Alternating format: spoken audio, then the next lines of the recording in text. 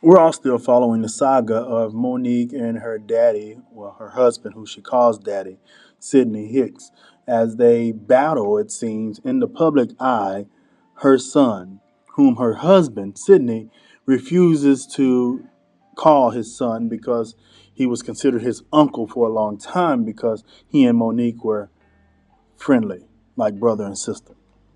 Yeah, I know it's complicated and convoluted, but they've been battling. There's been a feud going on, and it's playing out in the public eye.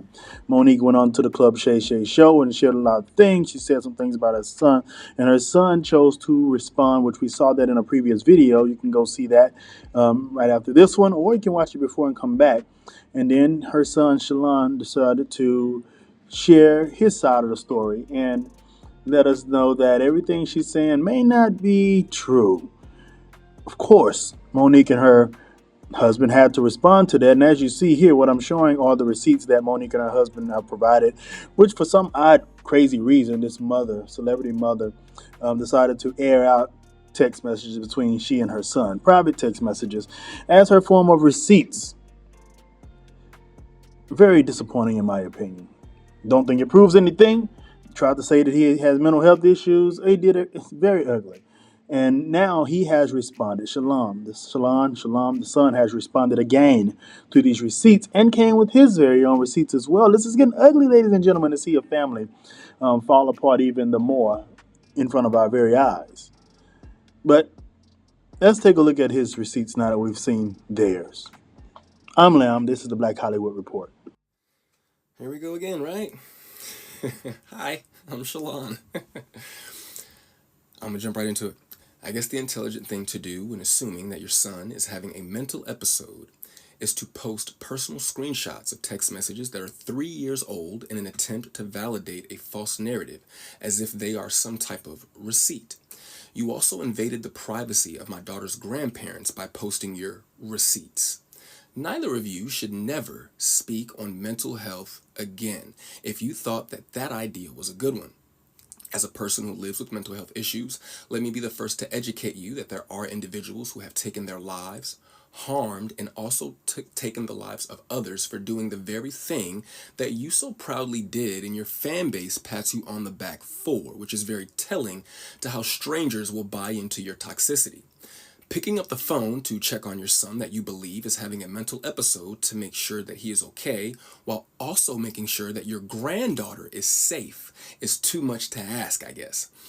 For those wondering, I have gone to therapy on several different occasions, and that is not something that I will ever be ashamed of. I have even gone to therapy with my mother on several occasions. But for those who know how efficient therapy only works when both people are being open. My mother was still in her 15-year-old mentality phase during that time, so I guess I understand why she did not know how to be open with me during our sessions. When a person becomes accustomed to being a victim and others get used to seeing them as one, they live their lives in a state of internalization, meaning you consistently receive another's approach as an attack, constantly putting you under the illusion that you need to always be on the defense, even in situations where there is no actual attack, just an acknowledgement of things already said by you. One should not feel attacked by an acknowledgement of the words that they stand on. You eventually become a passive aggressor. To address the men that had something to say in regards to men don't do what I'm doing, let me be very clear. How I man is none of your business. What and how I feed my family has no place on your plate. For every person that stated I should not have come to the internet, I would just like to ask, what do Club Shay Shay, the articles about my mother and I's relationship, the interviews about our relationship, and Instagram all have in common? Well, if you are competent, the internet. Furthermore, I did not expose my mother, nor did I badmouth my mother. I simply provided context to what was already being said about me, while also explaining why I don't speak to them directly.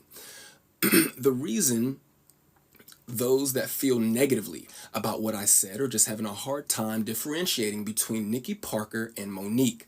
Please stop with the cornball idea that a celebrity can talk about a family member on the internet for years, but God forbid said family member says any one thing, and you all are outside with tiki torches and pitchforks defending not the actual person, but the idea of a person. These people are in an industry that is efficient at making money off of what is pretend. So, in essence, you are defending a character. I love my mother, and it took the birth of my daughter to help me begin to understand the value of a mother. I am very proud of my mother, though, and I'm proud of the things that she has accomplished and will go on to accomplish in the future. My mother's bad, man. I watched that woman go from Baltimore to the moon. That drive is also in my daughter's blood. Not only is she still my mother, she's also a part of history, and I would be doing my daughter a disservice by not telling her about who my mother is and was.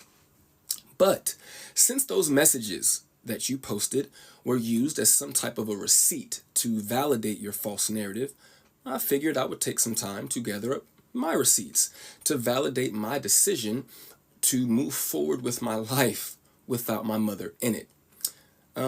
I do want to thank you all for listening for the now final time that I will ever address this topic, and I will leave you with my receipts. Maybe it's too late. Maybe it's too late. Maybe it's too late. Maybe it's too late. I'm so tired of these late night talks, saying things that we don't mean, that we regret in the morning. Yeah, I just wish we could open up, be a little more honest. This is getting exhausting. Yeah, can't do one more night of having to sleep on the sofa. I just wanna figure it out now before it's over. I don't wanna pack my things and be ready to let you go, to let you go. But maybe it's too late to figure it out, to make it through. Maybe it can't wait, maybe it's time, maybe we're doomed. I try to pull you closer, 'cause I don't wanna go yet. But maybe it's too late to figure it out, to make it through. Maybe it's too late. Maybe it's too late. Try to pull you closer, 'cause I don't wanna go yet. But maybe it's too late to figure it out, to make it through. I don't know why it's so damn hard being there for each other and showing you my true colors. Yeah, I don't know why it's difficult. I'm trying to make amends, but it doesn't seem to help. No, can't do one more night of having to sleep on the sofa. I just wanna figure it out.